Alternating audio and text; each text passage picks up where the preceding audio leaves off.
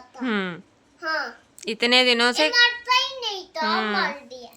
खाना खा के चला जाता था, मजे से रोटी खाता था और भाग जाता था। आज फंस गया है।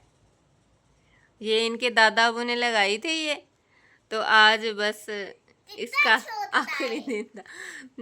3-4 दिन हो गए थे मुसलसल लगाते हुए लेकिन ना ये फंसता नहीं था। आज तो मैंने चेक ही नहीं किया, सुबह आके मैंने कहा कौन सा फंसा होगा, देख के परेशानी होती है कि आज फिर बच गया, लेकिन आज नहीं बचा, आज शिकार हो गया। कितना छोटा है। हाँ, छोटा सा है।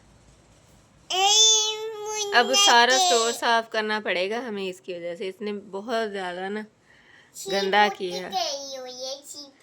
हाँ, इसने हमारा स्टोर बहुत गंदा किया। अब सारी सफाइयाँ करनी पड़ेंगी हमें।